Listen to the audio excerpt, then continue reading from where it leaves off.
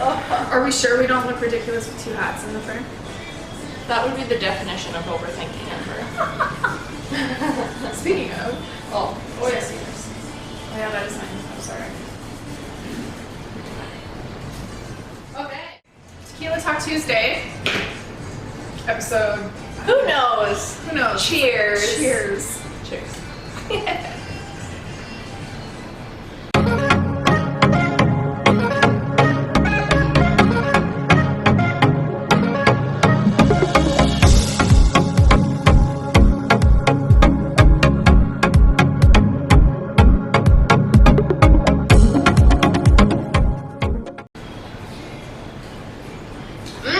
I needed some bubbly in my life. Yeah, I liked it. All right.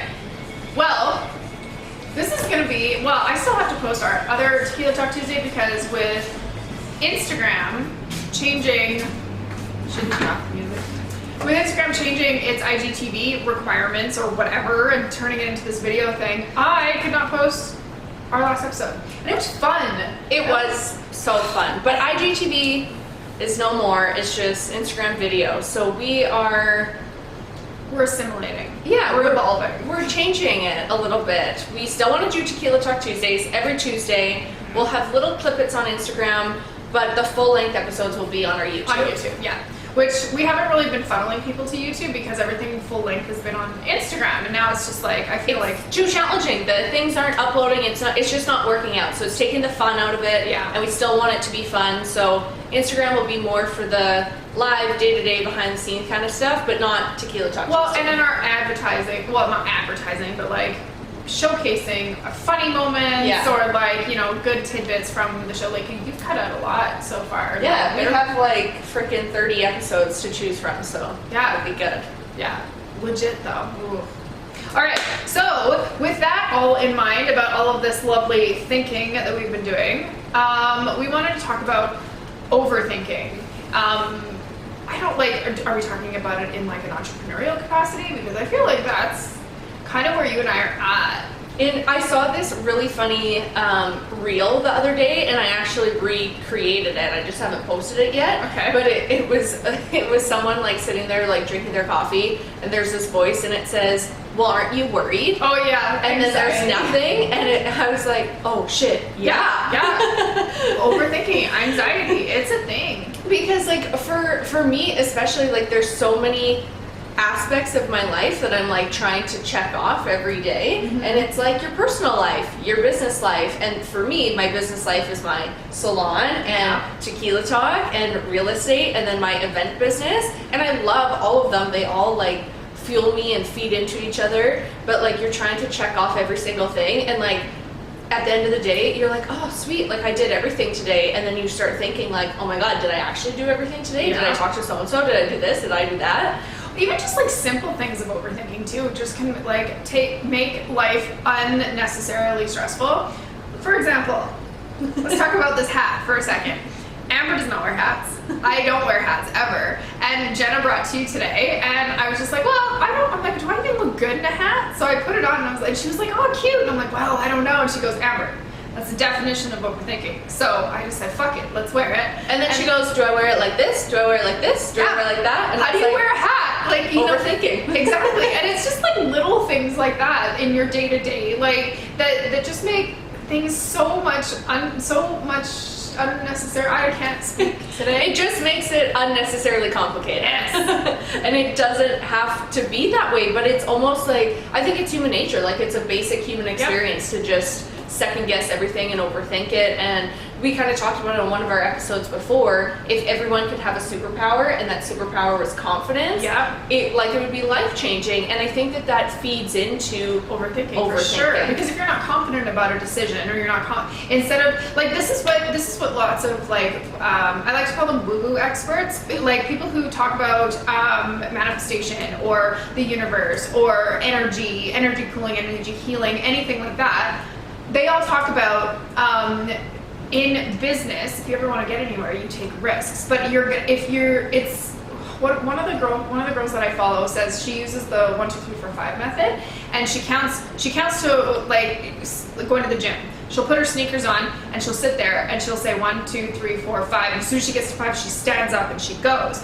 And it's like, and you can do that with anything. Like if you're gonna post something, 1, 2, 3, 4, 5. There's post. actual science behind it too. It's Does this lady also talk? Is that the lady with high-fiving yourself? Because I just listened to a podcast and it might be the same person, because she talks about the science behind high-fiving yourself too, and she also talked about the 5. And I was like, oh, Amber talks about the 5 second. It might be because it's almost, it tricks your brain into not like. In that split second, you don't have a minute to think. You don't have a minute to question. You don't have a minute to second guess. You don't have a minute to overthink. You just get up and do it. And I feel like in the entrepreneurial world, the business world, that is something that we really need to do, because there's a lot of people out there that second guess their decisions and make unnecessary changes, or spend money where they don't need to spend money, or whatever it is, and just because they overthink a decision, or even like investing in yourself or anything like that. Yeah, talking about the like 5, 4, 3, 2, 1, go type of rule. I feel like it has to be the same. It probably is. But she talked about the science then also behind, she was in like a super low spot, and she would wake up in the morning, and one day she was like giving herself a pep talk in the mirror, and she just like all of a sudden high-fived herself in the mirror, and then like instantly like her mood changed and all this stuff, and then it just became habitual, and she did it every day, and she would high-five herself. And I think she has a book on it too. But yeah, if you're ever struggling and like a severe overthinker, that 5, 4, 3, 2, 1 and the high-fiving yourself, I'll look up her name and post it afterwards, because I can't think of it right now, but it was really cool, and they had like a whole like so much like research to back it up. It was actually really, really sweet. I love that though, because anything that I did, like especially with like the femininity stuff that I'm doing, it's kind of the same thing. You have to hype yourself up. You have to talk about, like, you can't, what am I trying to say? We're programmed, like humans are programmed to want to fit in, to want to be people pleasers, to want to do like, and it makes us, just in that nature, it makes us second guess our personal decisions. We're always needing validation from other people. Like, is this, should I be doing this in my business? Should I be doing this for my day-to-day routine? What should I be doing? And we're always constantly asking other people for their opinions, which is fine. Surround yourself with people that bring you up. However, there's something to be said about building yourself up, being your biggest cheerleader, high-fiving yourself, celebrating your little wins, and trusting your gut. And I don't think that enough people in this world do that, because we're constantly looking for other people's validation on what we're doing, when in reality it should be, fuck it, I'm gonna do what I want to do that makes me happy. I'm not gonna overthink it, and I'm just gonna get up and go do it. And that there's that spirit and that sense of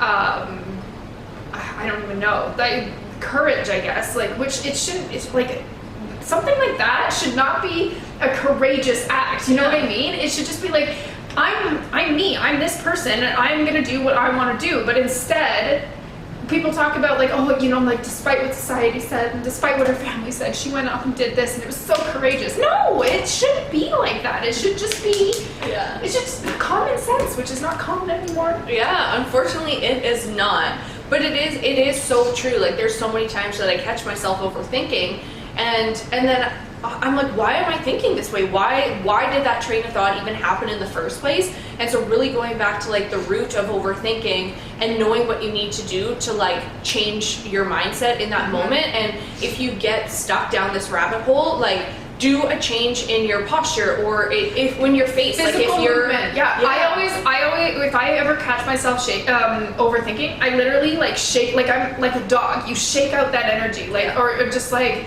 I shake my head or I shake my hands, and it's just that physical movement and that energy shift. It breaks you out of it. Yeah, exactly. I just want to point this out, you guys. It's snowing. Oh, I'm just dropping stuff. Sorry. Amber's just throwing shit around. Sorry.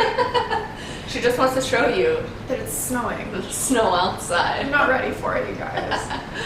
Oh, goodness. But yeah, so if you ever get trapped, in a loop of overthinking, just do something like in that moment, stand up, sit down, smile really big, clap, do something to get you out of it, and then think, why the fuck am I overthinking this? Like, does it really matter what so-and-so has to say about it? Yeah. No, what matters is what you have to say about it. Yeah. And really internalizing that and knowing it doesn't matter what anyone else has to say, it's you and yourself only. Nobody can make decisions in this life for you except for you. Nobody can influence your life except for you, unless you let them. It's all about power, it's all about energy, and you have all of your own power unless you choose to give it away, and that is still a choice. So, yeah.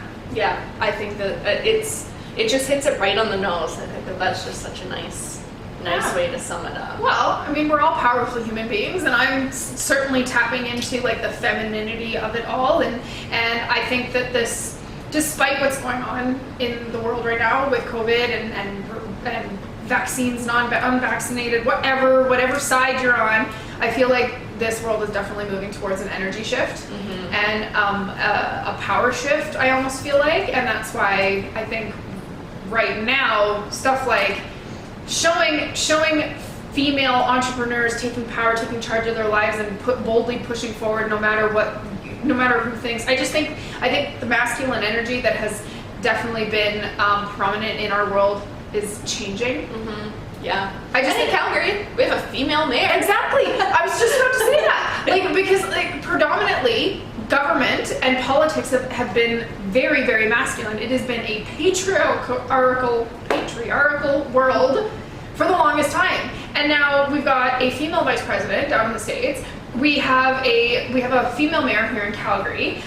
This has been for a while, but the prime minister over in the UK, she's female. You know, I just feel like the energies are changing towards more of a nurturing and accepting place. And I know, we all know about the chaos theory, right? Like how it all gets chaotic before it, or like the calm before. Oh no, that's not. No. So we're gonna get woo woo here for a second. So I'm reading this book. It's all about like goddesses, right? So there's Kali, and Kali is typically known as the goddess of like destruction, but she's not. She's the goddess of like creation, change, that sort of thing. And she breaks things down, basically, is how they describe it. She breaks things down to like their bare bones before you're able to lift yourself back up. And I just feel like right now, that's kind of where we're at right now, is that, you know, brother against brother, sister against sister, fighting, differing opinions, politics, change, control, all of that. It's all being broken down, and people are questioning and questioning of what's going to happen, questioning future, questioning stability. And I just feel like we're moving towards a change, a feminine change. And that's it. That's all I have to say about that. But and I just don't want femininity to be mistaken as weakness either. Because even when you were saying that, like the caring and the nurturing, initially when you said that, I thought of like participation trophies, and that goes against like everything that I'm about. I'm not for participation trophies. But everybody has their own brand of femininity. Yeah. This is what I'm discovering, because and femininity, there's like stereotypical traits of femininity, and when you think of a feminine, what the definition of femininity is things that portray as girly, which is not true. Femininity, men have femininity. Nurturing, that's like, my husband has femininity in him because he nurtures our kids. You know what I mean? Pablo has femininity. He loves your dogs and he nurtures you. You know what I mean? It doesn't have to be, it's not weak. It's like everybody has their own definition of femininity, be it like, you know, up in the gym, gaining muscles and and just, you know, being a beefcake as a woman. But that's her definition of femininity.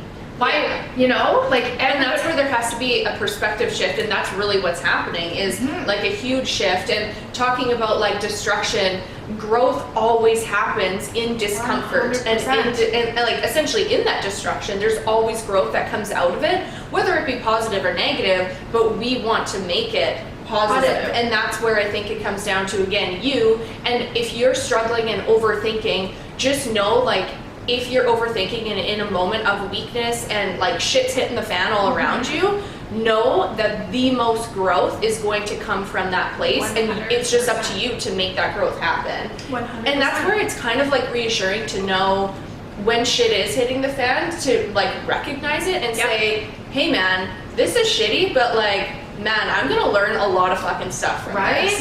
Well, and we talk about ego on like all the time in coaching and stuff like that. Ego is the physical voice that wants to keep you in a place of comfort. And that doesn't mean that you're comfortable in that state, but it means that it's known, in a state of known. If you're in a shitty relationship, if you break up with that relationship, ego is gonna try to find a similar relationship because it's known, it's familiar. And when chaos happens and you're growing and you're getting to that place where you overthinking is ego going, well, if this happens, this and this and this and this will happen. Like ego goes from like 0 to 100 really friggin' fast. Like when I was launching any of my coaching business, or I was gonna quit my day job, it was like, well, if ego just kept telling me, it's like, well, you know what, you're gonna put all this effort in and then you're not gonna sell anything, and then my husband is calling me. Hold on, featuring Jerry. Hello. Filming Tequila Talk Tuesday. Sorry. That's okay. Featuring Jerry. Hola. I will call you back. Okay. Okay, bye. And let's wrap it up there. Yeah, exactly. Well, all I was gonna say is that in that moment of ego, where ego is freaking out because you're trying to make a decision and making you overthink, really stop and change and actively tell yourself that no, I've thought this through. I know this decision is best. I feel really good about it. Follow your gut, and just remember that what Jenna said, growth happens after all the chaos, within chaos. Within chaos. I like it. Amen. Cheers. She's done. What a lush. Love you. See you next week.